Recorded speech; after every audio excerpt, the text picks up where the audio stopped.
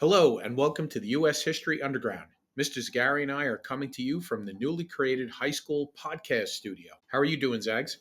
Awesome, Mr. O. I'm excited to break in the new studio with our first podcast of the 24-25 school year. And I must say, it's looking pretty sharp in here. I'm excited too, and we're not quite at full operating speed here, but thanks to Mr. Steingrubner, a grant from our friends at Jovia Credit Union, and the kindness of Mr. Zagari's period one. I think it was period It one was A period push. one, period six. So really, it was spearheaded by Kyle Fennell and Ava Rodini. They were the ones behind this whole thing. So it's last year's 2023-2024 school year.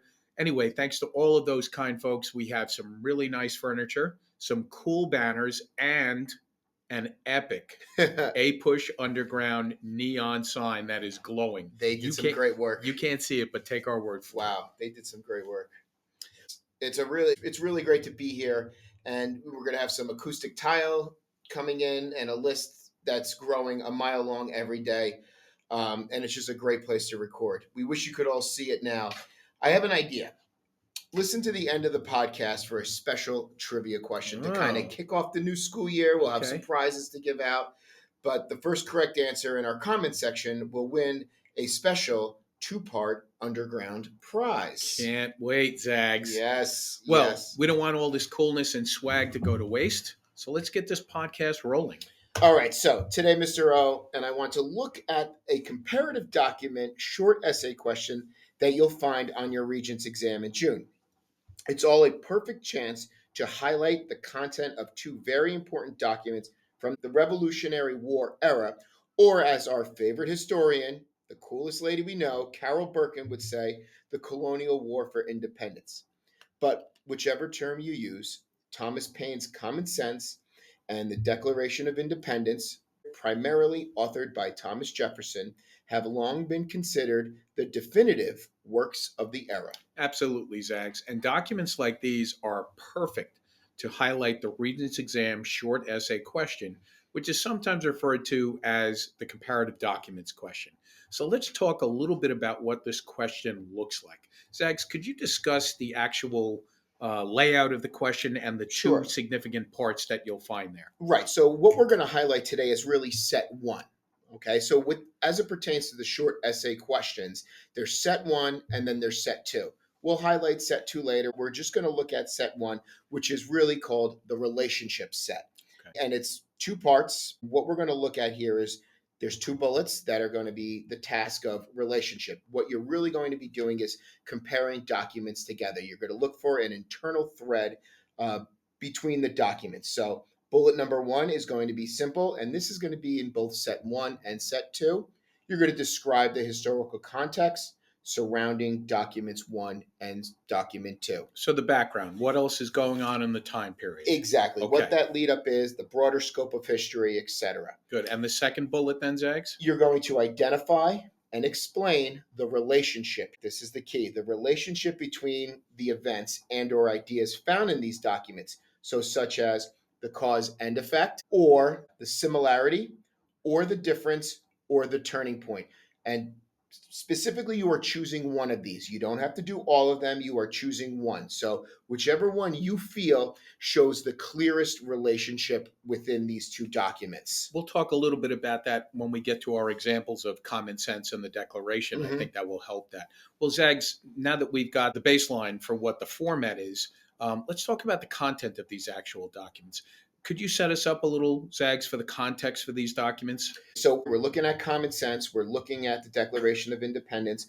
Both are penned in 1776. We're looking at the lead up for this. If we're looking at the time period prior to 1776, we're going to look at the colonies looking from that loyal British subjects to now all-out independence. We're looking at a time period of the end of salutary neglect following the French and Indian War. And we're looking at that time where the British are now going to hold the colonies more accountable for their actions, whether it's economic actions or political actions. And the colonists are kind of scratching their heads about this, saying, we've just had over a century of salutary neglect, and we've developed our own system of government. Our own American identity has been changing, and we're developing our own cultural ethos on this side of the pond, so to speak. And now all of a sudden you want to be the parent here.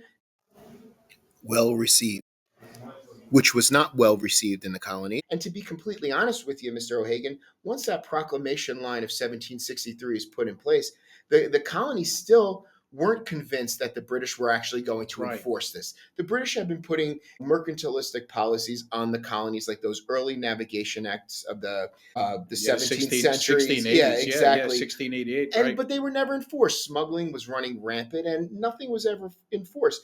And even George Washington himself, a speculator and land surveyor by trade, he was purchasing land in the Ohio River Valley even after the proclamation line was put in place. Because again, who thought the British were actually going to go on their word?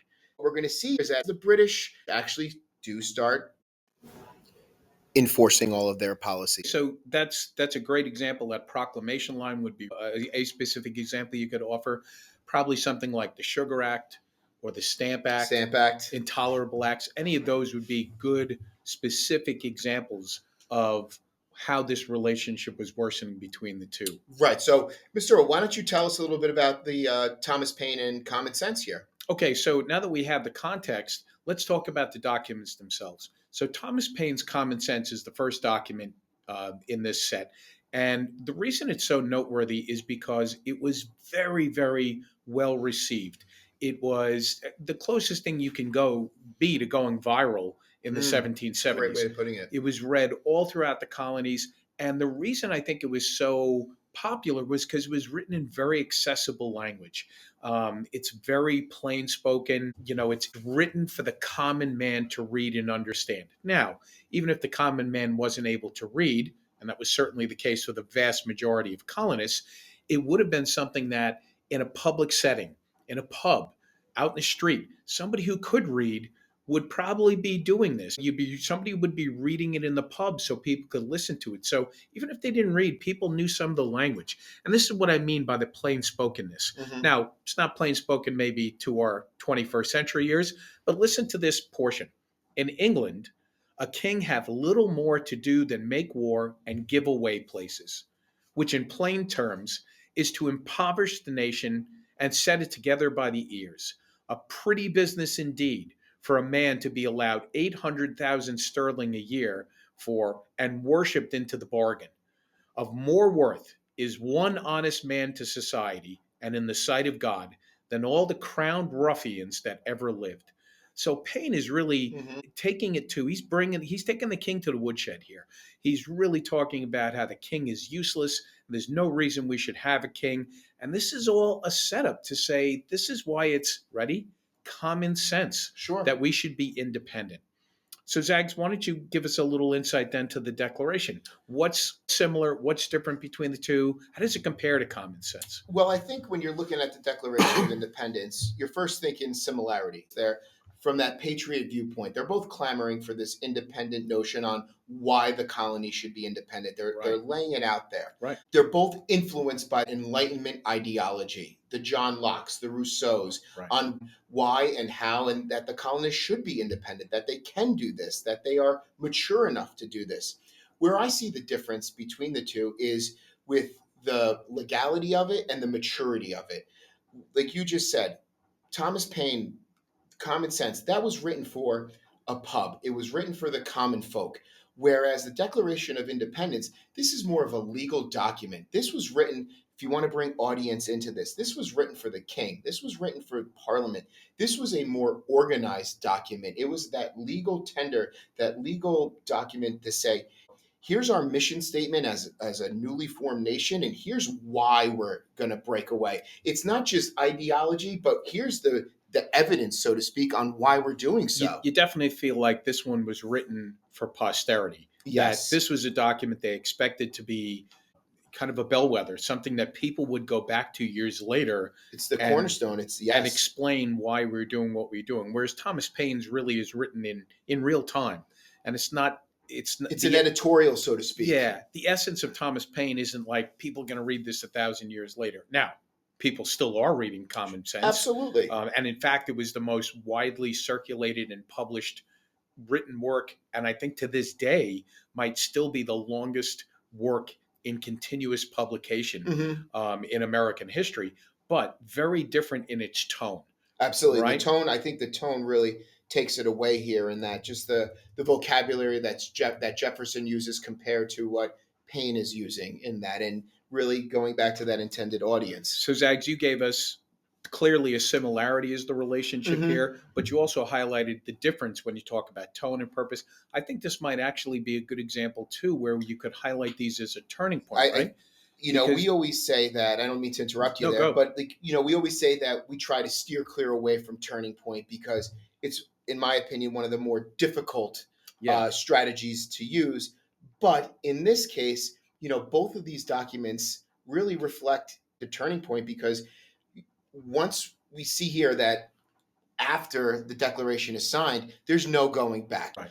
It said that Washington is reading this to his troops prior to the Battle of New York. Common sense is going to be kind of like what fuels the fire, what fans the flames of the Declaration of Independence here, and that this is it now. This is the fighting words that we are now going to have to fight for this, and that if we lose, these people are committing high treason right Right. here, and it's either country or bust after these moments in time.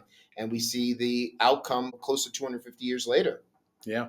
Well, just remember, students, whatever you decide the relationship is, just make sure you're clearly identifying it for the I reader, right? Absolutely. When you're doing these essays, while you do not need a clear thesis or conclusion, I always make the point to say that you could start that second paragraph with that these two documents show a clear blank relationship. Make it clear for the reader, and that'll help you as like your thesis point to back that up with that evidence from both documents and including that relevant outside information.